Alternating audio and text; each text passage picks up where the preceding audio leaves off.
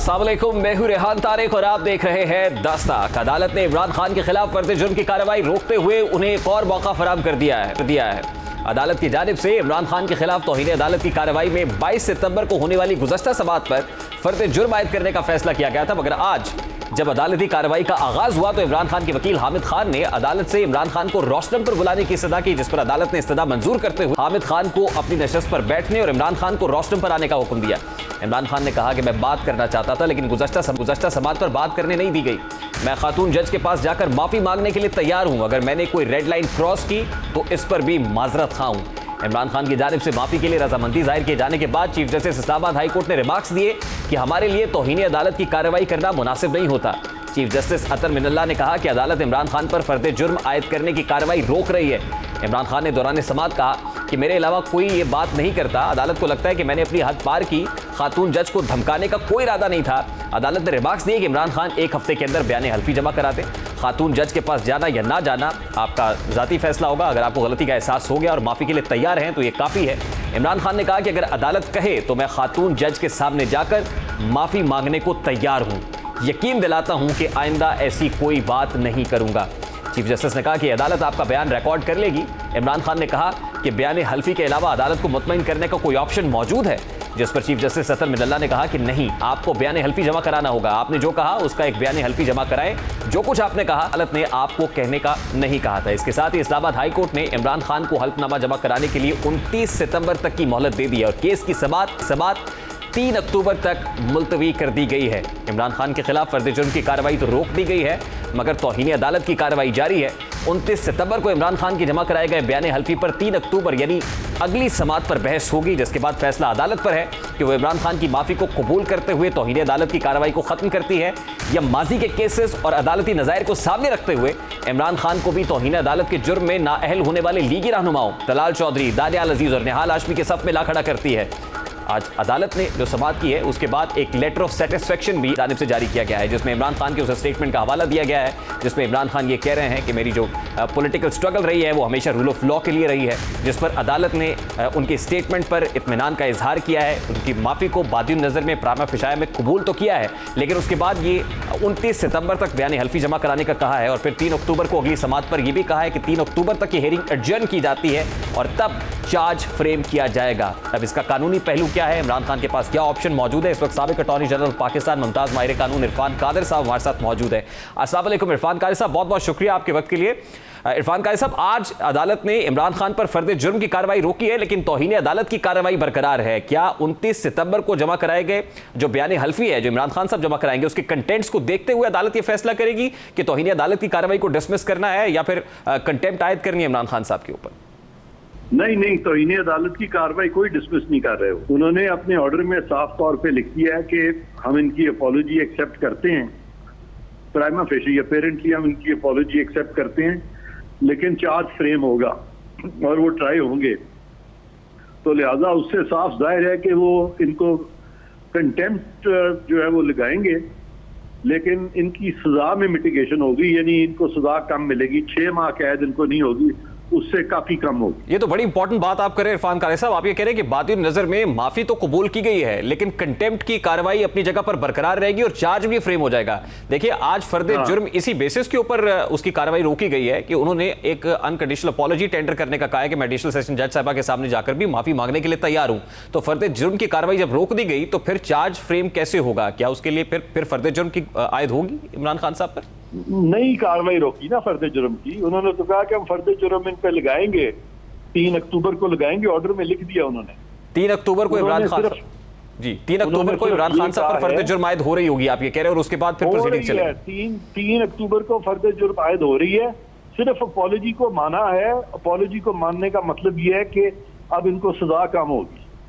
ठीक, फर्द जुर्म की कार्रवाई के बाद भी प्रोसीडिंग्स के दौरान भी ये इस्तेहकाक तो होता है कंटेम्प्टर के पास कि अगर वो किसी जगह पर अनकंडीशनल अपॉलॉजी टेंडर करे तो उसे माफी मिल सकती है। ना, वो अगर माननी होती तो अब मान लेते। वो उन्होंने इस हद तक मानी है। उनको पता है कि माफिया लोग मांगते हैं लेकिन सजाएं उनको होती हैं। इनको माफी मांगने के बावजूद सजा होगी, लेकिन कम होगी। नहीं, लेकिन इरफान काजी साहब इस पे जरा वाज़ेह कीजिएगा। हम तलाल चौधरी के केस का हवाला देते हैं। तलाल चौधरी साहब बार बार अदालत उन्हें बुलाती रही, माफ़ी नहीं मांगी गई, फर्द जुर्म आयद हो गई, लेटर स्टेज के ऊपर जाकर माफ़ी मांगने का कहा, उस वक्त शायद बहुत देर हो गई थी, तो अदालत ने उनकी अनकंडीशनल अपॉलॉजी भी जो है कबूल नहीं की और उनको सज़ा दे दी। इस केस में तो फर्द जुर्म आयद होने से पहले इमरान खान साहब ये कह रहे हैं कि मैं माफ़ी मांगने के लिए तैयार हूँ, तो ये मुख्तलिफ नहीं। लेकिन उन्होंने ये कह दिया है ना कि फर्द जुर्म अब आयद होगी 3 अक्टूबर को, तो इसलिए वो तो वक्त ज़ाया थोड़ा ही कर रहा है कोर्ट, इसीलिए फर्द जुर्म आयद होगी क्योंकि इन्होंने तो अपनी जो गलती है वो मान ली है ना, तो इन्होंने कन्फेस कर लिया है, इनका कन्फेशन आ गया हुआ है, इनका कन्फेशन आ गया। अब सिर्फ इनके क्वांटम सजा की क्वांटम की बात होगी कि अब चूंकि इन्होंने मांगी है माफी तो इनको सजा कम होगी। हमारे साथ जस्टिस शौकत सिद्दीकी साहब थे, साबिक जज Islamabad high court, last time जिस वक्त ये फर्द जुर्म की कार्रवाई के बारे में अदालत ने कहा था कि 22 सितंबर को होगी, उस वक्त वो ये कह रहे थे कि अगर आप प्रोसीडिंग्स की स्टेज के ऊपर भी माफ़ी मांग लेते हैं, अनकंडीशनल अपॉलॉजी टेंडर करते हैं, अपने आप को कोर्ट के सामने पेश करते हैं, तो अदालत का इस्तेहकाक है वो माफ़ करती है या फिर वो चार्ज फ्रेम करती है। नहीं, ये तो इसमें तो कोई शक नहीं है, अदालत का इस्तेहकाक है कि वो चार्ज फ्रेम करती है या नहीं करती, लेकिन जहां अदालत चार्ज फ्रेम करने की तारीख दे देती है बावजूद अपॉलॉजी के, तो उसका जो लॉजिकल कंक्लूजन है वो यही निकलता है कि अदालत अब इनको सजा देगी लेकिन कम देगी। और इरफान काजी साहब, अगर अदालत सजा देती है till rising of the court, तो यूसुफ रजा गिलानी साहब को सजा हुई थी जिसके बाद वो नाहल हो गए थे, डिस्क्वालीफाई हुए थे, तो सजा की इंटेंसिटी जितनी भी हो वो कम हो या ज्यादा हो, इसका मतलब that will lead to disqualification ultimately. 5 साल ही होगी ना, फॉर लाइफ तो नहीं होगी ना, 5 साल हो जाएगी इनकी डिस्क्वालिफिकेशन। जी, लेकिन 5 साल डिस्क्वालिफिकेशन मींस अ लॉट। कोई नए लीडर जो है उनके इमर्ज करेंगे इन्हीं की पार्टी में से फिर। ठीक, आप ये कह रहे हैं, ये बड़ी बात कर रहे हैं कि अल्टीमेटली डिस्क्वालिफिकेशन से इमरान खान अपने आप को नहीं बचा पाएंगे इस केस में। हाँ, अब वरना देखें, वरना चार्ज फ्रेम करने की जरूरत क्या है? ठीक, देखिए जिस अब तो अपॉलॉजी भी आ गई, उन्होंने माफी भी मांग ली, उन्होंने अपनी गलती भी मान ली, तो इसी पे तो उनकी कन्विक्शन होगी, लेकिन वो कहेंगे कि चूंकि इन्होंने अपनी गलती मान ली है इसलिए अब इनको हम सजा देंगे लेकिन कम देंगे। ठीक, लेकिन इरफान साहब इस हवाले से जरा एजुकेट कीजिएगा, जब फर्द जुर्म आयद होती है तो कंटेम्पनर के पास उसका ये फंडामेंटल राइट तो है कि वो अपने केस का दिफा कर सके, तो समाते तो होती है इस हवाले से। दिफा माफी के बाद क्या दिफा करेगा? जिसने माफी मांग ली, अपनी गलती मान ली, वो अब क्या दिफा करेगा? ठीक, और तो अदालत के रहम करम पे है ना वो। जी, और इस तरह के केसेस में हमने देखा है कि जिस वक्त आप अदालत पे रहमो करम पर अपने आप को छोड़कर अनकंडीशनल अपॉलॉजी टेंडर करते हैं तो उमूमन अदालत माफ कर देती है। नहीं, माफ नहीं किया ना उन्होंने, यही तो मैं आपको कह रहा हूं। उन्होंने अपॉलॉजी इस हद तक मान ली कि चलो जी हम मान लेते हैं, इसका मतलब है कि उन्होंने इनका कन्फेशन भी मान लिया कि एक शख्स ने कहा कि जी मैंने क्राइम किया था, मुझसे गलती हो गई है, मैंने क्राइम किया है, मैं इस चीज की माफी मांगता हूं कि मैंने क्राइम किया है। अदालत कहती है बहुत अच्छा आदमी है कि ये अपनी गलती भी मान रहा है, क्राइम को भी मान रहा है, तो हम इस चीज को हम सेटिस्फाइड है कि वो वाकई ये मान रहा है क्राइम को, क्योंकि क्राइम को मान रहा है इसलिए अब हम इनको सजा जो है कम देंगे कि उन्होंने खुद ही मान लिया है, हमें इनको ज्यादा अब ट्राई नहीं करना पड़ेगा। ठीक, और आपको याद होगा कि जिस वक्त 5 रुकनी लार्जर बेंच के सामने पहली बार इमरान खान साहब पेश हुए थे तो जस्टिस मियां गुल हसन औरंगजेब ने यह कहा था कि ये कार्रवाई तो उस वक्त खत्म हो जाएगी फौरी तौर पर कि अगर आप अपने आप को अदालत के सामने सरेंडर करते हैं, अदालत के रहमो करम पर छोड़े तो ये कार्रवाई खत्म हो सकती है। हाँ, लेकिन अब ये भी खत्म अगर होती तो फिर वो चार्ज को फ्रेम करते। आपका मतलब है कि चार्ज फ्रेम किया जा रहा है कार्रवाई को खत्म करने के लिए, चार्ज फ्रेम किया जा रहा है उनको पनिश करने के लिए। ठीक, और आप ये कह रहे हैं कि सजा तो अब होगी और वो सजा डिस्क्वालिफिकेशन की तरफ जाएगी। हाँ, क्योंकि जब ये कंटेस्ट अब कैसे करेंगे, वो तो अदालत कहेगी आप तो इस चीज को मान गए हैं, सारे फैक्ट्स तो आप मान रहे हैं, तो अब तो आपको फर्द जुर्म आप पे अब लगेगी और आप अब फर्द जुर्म को डिफेंड करें तो वहां वो डिफेंड नहीं कर सकेंगे फिर। ठीक, इरफान काजी साहब लास्टली सिर्फ ये बताइएगा कि अभी तक जो 5 रुकनी लार्जर बेंच है या जस्टिस अतर मिनल्ला साहब के रिमार्क्स हैं, लग तो यही रहा था लास्ट हियरिंग के ऊपर भी वो ये चाहते हैं कि इमरान खान साहब अपने आप को अदालत के रहमो करम पर छोड़ें, अनकंडीशनल अपॉलॉजी रखें तो शायद वो माफ़ कर देंगे, लेकिन आपको लग रहा है इस बेंच के मिजाज से कि वो माफ़ नहीं करते हुए चार्ज फ्रेम करेंगे और अल्टीमेटली डिस्क्वालिफिकेशन हो जाएगी?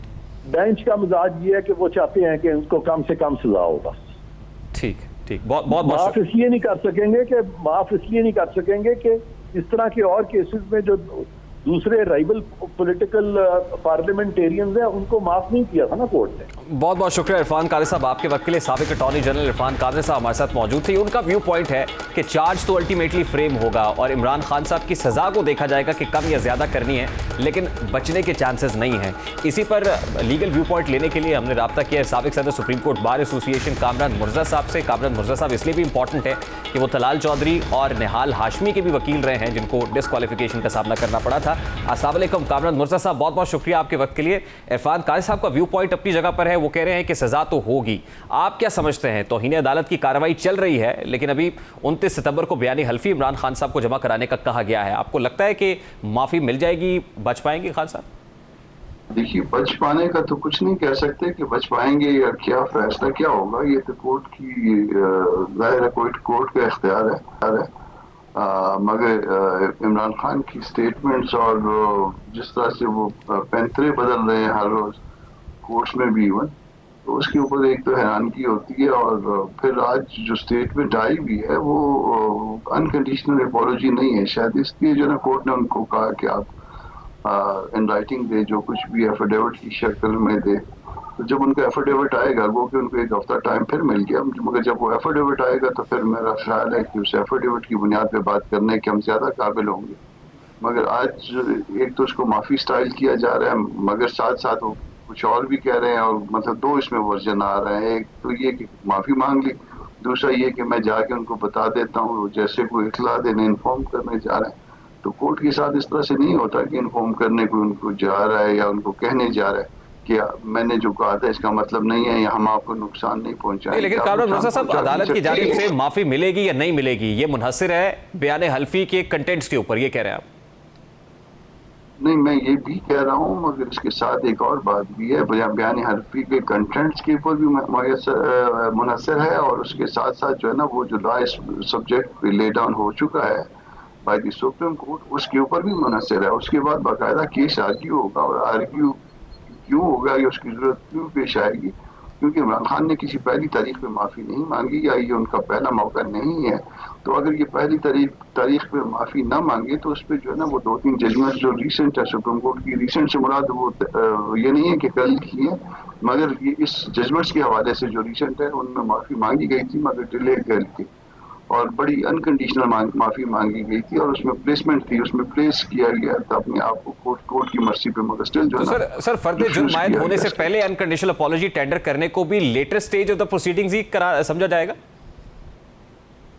वो जो लेटर स्टेज ही समझा जाएगा, वो इसलिए कि 4-5 हियरिंग्स तो उनको मतलब एक तरह से तो कोर्ट खुद कह रही है कि आप माफी मांग लीजिए ना, तो और उसके बावजूद जो है ना वो तारीख पे तारीख ले रहे हैं। तो मेरा ख्याल है ये लेटर स्टेज में आता है। कोर्ट करती क्या ये अलग से एक और बात है, मगर इस सब्जेक्ट पे लॉ क्या है या जजमेंट लॉ क्या है वो एक अलग से बात है। वो तलाल चौधरी वाला, निहाल हाशमी वाला, दानियाल अजीज वाला, वो जजमेंट्स देखने पड़ेंगे आपको।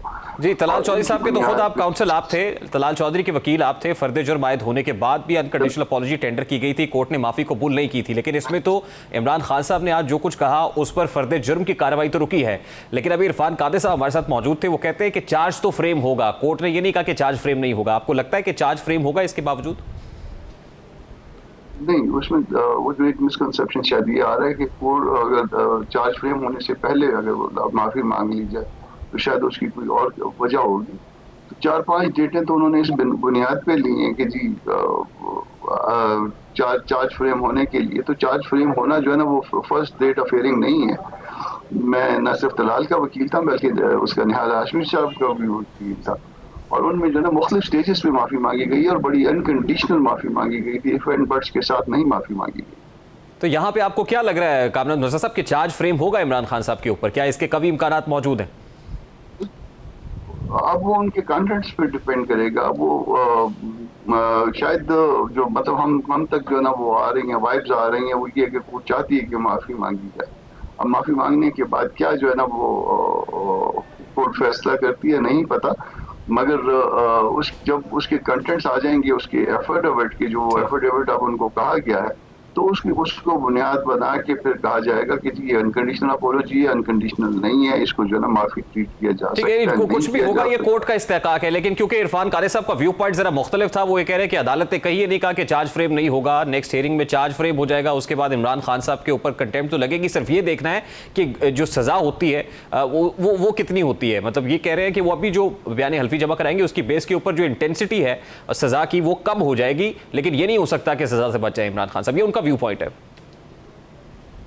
नहीं, इसमें ऐसा है कि वो हर सूरत में तो सजा नहीं होगी ना, वो अगर माफी कबूल कर ली जाए तो फिर सजा नहीं रहती। और मेरा ख्याल जो है वो ये है कि इसको जो चार्ज को पोस्टपोन किया जा रहा है और कई दफा शायद एक से ज्यादा मरतबा हो गया, तो फिर इसकी वजह यही हो सकती है कि चार्ज फ्रेम होने से पहले जो है ना अगर माफी मांगनी है तो मांग लें।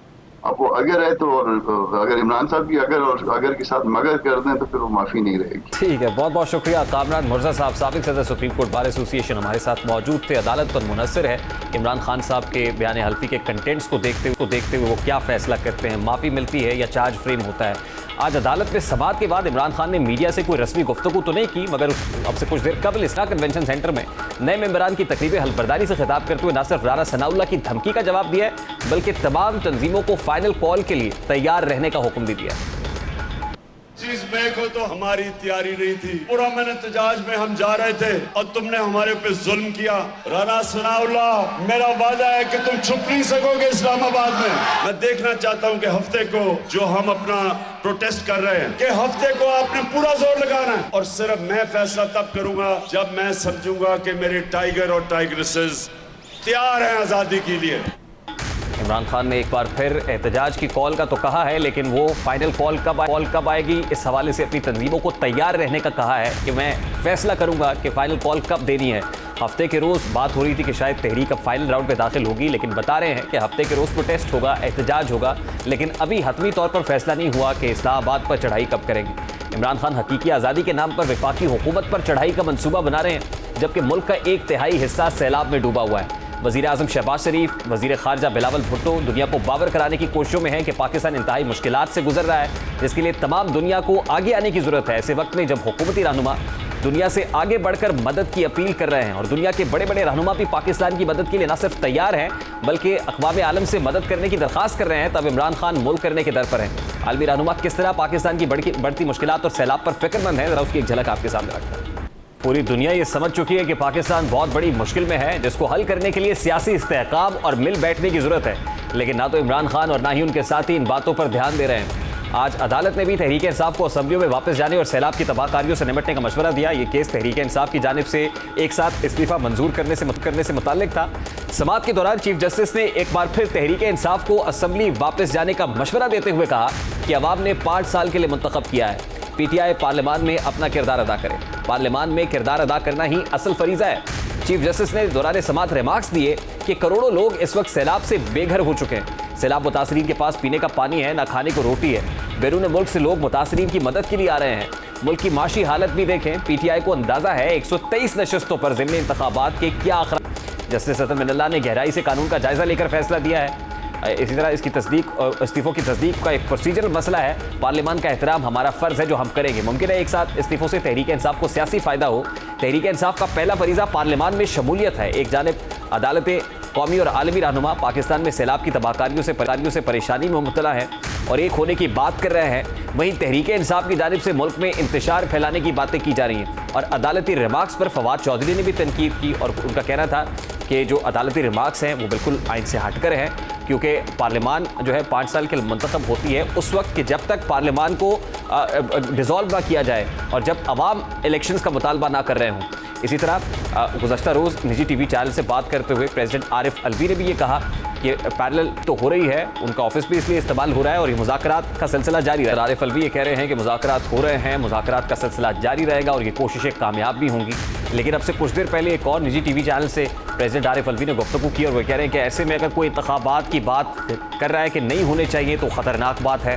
अब ऐसे में जाहिर है चीफ जस्टिस ऑफ पाकिस्तान के रिमार्क्स बड़े इंपॉर्टेंट हैं। एक तिहाई हिस्सा मुल्क का सैलाब में डूबा हुआ है, बाई इलेक्शंस तो दरकिनार, जनरल इलेक्शंस तो कैसे हो सकते हैं, बाई इलेक्शंस का होना भी बिल्कुल मखदूश दिखाई देता है। और जहां बाई इलेक्शंस की कॉल दी गई उन 8-9 हल्कों के अंदर भी इमरान खान साहब ने वहां से कंटेस्ट करने का कहा। अगर 123 हल्कों पर इंतखाबात होते हैं तो क्या 123 हल्कों पर पाकिस्तान तहरीक इंसाफ के चेयरमैन कप्तान इमरान खान अपने आप को मैदान में उतारेंगे? इसका फायदा किसको होगा? उसके बाद फिर बाई इलेक्शंस, दर इलेक्शंस, क्या मुल्क किसका मुताबिल हो सकता है? इतने अखराजात कौन अफोर्ड करेगा? इसका मतलब यह है कि इस वक्त जो फौरी इलेक्शंस का मुतालबा है वो तो मंजूर होता हुआ दिखाई नहीं दे रहा। अब मिनिमम एजेंडा इमरान खान का क्या होगा और क्या वो एजेंडा मंजूर भी कर लिया जाएगा? अगर नहीं होता तो फिर किस एजेंडे पर इमरान खान धरने की कॉल वापस या एहतजाज की कॉल वापस लेकर पार्लियामान में आने के लिए भी तैयार हो जाएंगे? ये तो वक्त ही बताएगा। अभी एक ब्रेक लेंगे और ब्रेक के बाद जब वापस आएंगे नैब गुज़श्ता 3.5-4 साल के अरसे में कैसे बदतरीन पॉलिटिकल इंजीनियरिंग के लिए इस्तेमाल होता रहा है, लेकिन इस ब्रेक के बाद हमारे साथ है।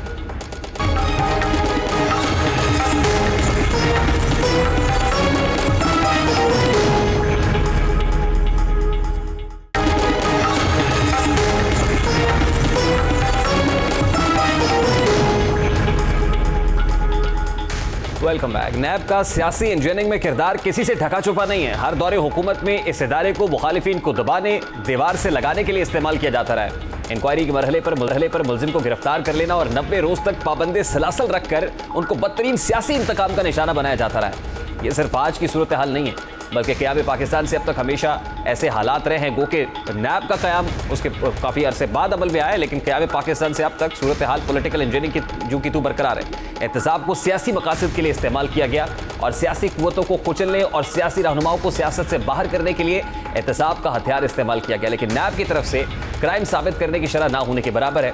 इस्तगासा कमज़ोर होने की वजह से नैब की अदालतों के फैसले आला अदलिया बहुत कम बरकरार रखती है, लेकिन गिरफ्तार शख्स का मीडिया ट्रायल जोरों शोर से होता है। इस वक्त कौमी एहतसाब ब्यूरो पर न सिर्फ मुतासरा तमाम फरीक तनकीद कर रहे हैं, बल्कि इस पर यह तनकीद अदालतों की तरफ से भी हो रही है। नैब की जानिब से बनाए गए केसेस अदालतों में इंतहाई कमज़ोर साबित होते हैं, जिनका दफा करना तो दरकिनार उन पर दलाइल देना ही मुश्किल अमर है, क्योंकि असलियत में ये सब केसेस सियासी बुनियादों पर बनाए गए होते हैं। इसी वजह से नैब केसेस की जद में आने वाले अक्सरियत रहनुमा अदालतों से बाइज्जत बरी हो रहे हैं या उनके खिलाफ नैब रेफरेंसेस खारिज हो रहे हैं, जिसकी हालिया मिसाल एहसन इकबाल के खिलाफ नारोवाल स्पोर्ट्स कॉम्प्लेक्स की है। कल इस्लामाबाद हाई कोर्ट ने वफाकी वजीर एहसन इकबाल के खिलाफ नारोवाल स्पोर्ट्स सिटी कॉम्प्लेक्स का रेफरेंस खारिज करते हुए अहम रिमार्क्स दिए और कहा कि 15 मरतबा पूछ चुके हैं करप्शन कहाँ हुई, नामालूम अखबार की खबर पर पहले प्रोसीडिंग्स, फिर गलत केसेस बनाते हैं, फिर दिफा तक नहीं कर पाते। काबिल अफसर आज चीबा को भी 3 साल जेल में डाले रखा। इतनी बदनामी जो आप कराते हैं, इसका जिम्मेदार कौन है? प्रोजेक्ट रोकने पर केस तो नैब के खिलाफ बनता है। नारोवाल स्पोर्ट्स सिटी स्कैंडल में नैब ने 23 दिसंबर 2019 को एहसन इकबाल को गिरफ्तार किया था। 2 माह से जायद अरसे हिरासत में रहे और फिर रवा साल इस्लामाबाद हाई कोर्ट ने उन्हें 25 फरवरी को जमानत दी थी। एहसन इकबाल ने रेफरेंस खारिज होने के बाद मीडिया से बात करते हुए अपनी गिरफ्तारी के हवाले से चेयरमैन तहरीक इंसाफ और नैब के किरदार पर संगीन सवालात उठाए। वो क्या कह रहे थे, जरा उसकी एक झलक आपके सामने रखें। आके देख लो तुम्हारे झूठे इल्जामों की क्या हकीकत है। तुमने जो बोहतान लगाए हम पर, जो झूठ बोल बोल के झूठे मुकदमे लगाए, ये उसी का खमियाजा है कि तुम सड़कों पे जलील और ख्वार होते फिर रहे हो। ये पहली बार नहीं हुआ कि अदालतों से नैब के बारे में ऐसे रिमार्क्स सामने आए हों। मुतादिद बार अदालतों की जानिब से नैब के किरदार और केसेस के हवाले से सवालात उठाए जाते रहे। 2 दिन कबल मरियम नवाज से मुतालिक रेफरेंस के दौरान इस्लामाबाद हाई कोर्ट से नैब पर सख्त रिमार्क सामने आए। दौरान समाअत अदालत ने जब भी नैब प्रोसिक्यूटर से मरियम नवाज के जुर्म से मुतालिक पूछा, नैब की जानिब से इस पर कोई मौसर जवाब फराहम नहीं किया गया।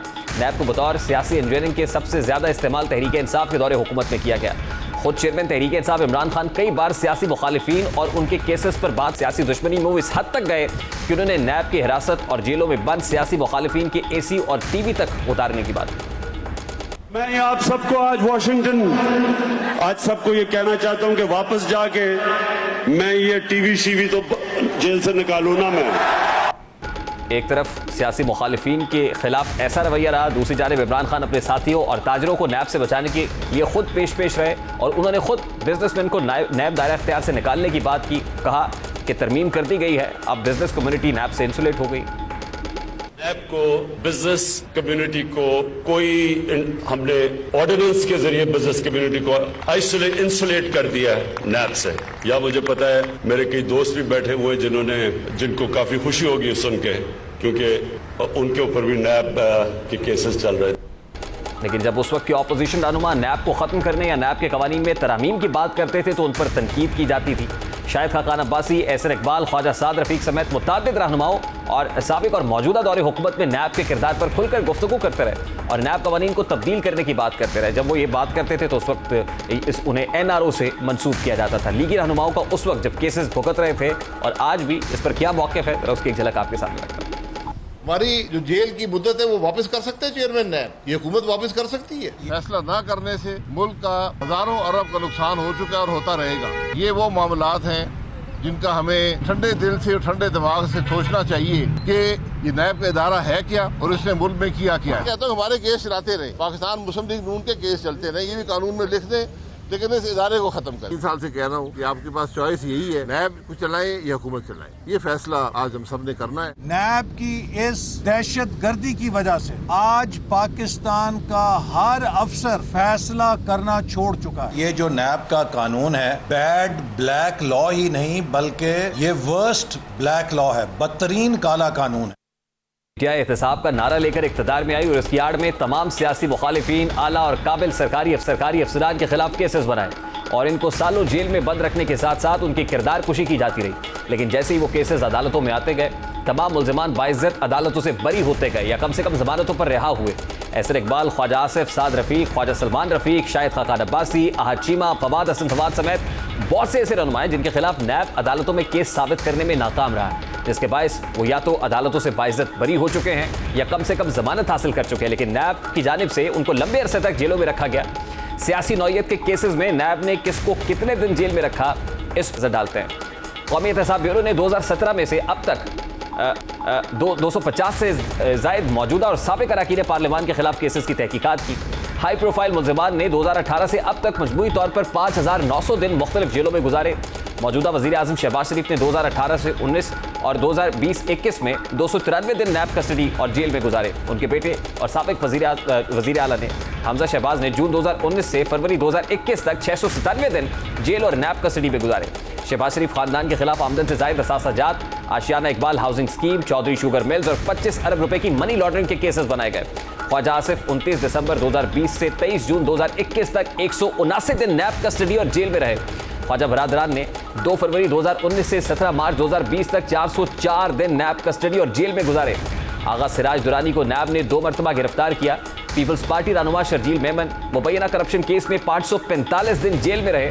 आसिफ अली जरदारी 9 जून 2019 से 11 दिसंबर 2019 तक 68 दिन मुबैना जाली अकाउंट्स केस में जेल और नैब कस्टडी में रहे।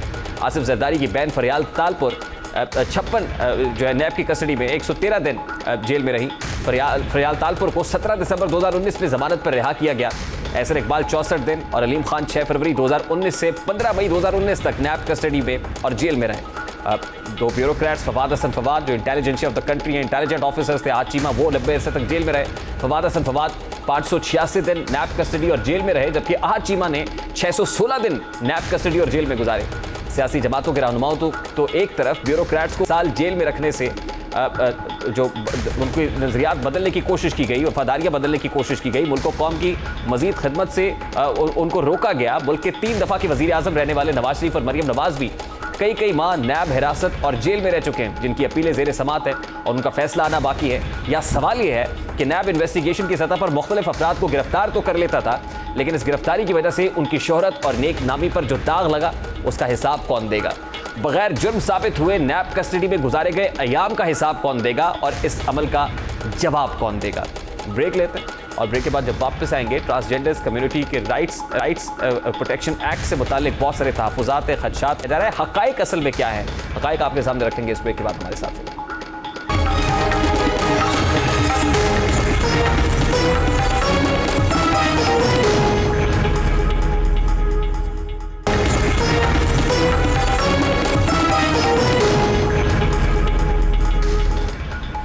Welcome back. ख्वाजा सरा या ट्रांसजेंडर कम्युनिटी को हमारा माशरा तफरीह और तज़हीक के अलावा कोई अहमियत देने को तैयार नहीं।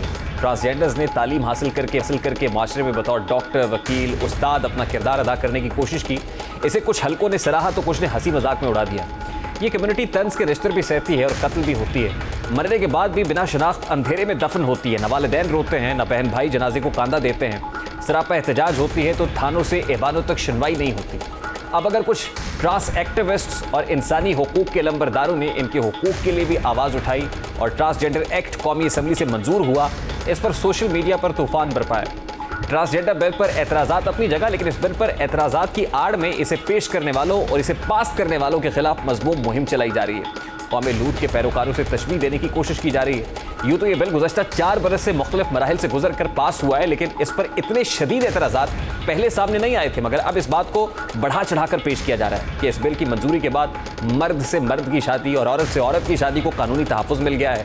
इसके साथ ये भी कहा जा रहा है कि इस बिल के मंजूर होने के बाद विरासत और मिल्कियत के झगड़े भी पैदा हो गए हैं। सबसे बड़ा एतराज़ ये किया जा रहा है कि किसी भी फर्द को अपनी जिन्स तब्दील कराने का कोई हक मिल गया है। ट्रांसजेंडर एक्ट से मुतालिक फैली इन अफवाहों पर बात करने की अशद ज़रूरत है, क्योंकि ये बिल ऐसा नहीं है जैसे इसे पेश किया जा रहा है, और कुछ शरपसंद ज़हनियत के अफराद इस बिल को सोची समझी प्लानिंग के तहत इस्तेमाल कर रहे हैं। इस बिल पर एतराज़ात को किसी भी वक्त ज़रूर पढ़ने पर तरामीम के ज़रिए ख़त्म किया जा सकता है। ट्रांसजेंडर बिल दरअसल में है क्या, इसे बहुत कम लोग, ये कानून खासी तहकीक, गौर ख़ौस और मुशावरत के बाद 2018 में अमल में लाया गया, जिससे मुस्लिम लीग नून, पीपल्स पार्टी और PTI समेत national commission for human rights, Islami Nazriati council, civil society और खुसूसन ख्वाजा सरा और ट्रांस एक्टिविस्ट की हिमायत हासिल थी।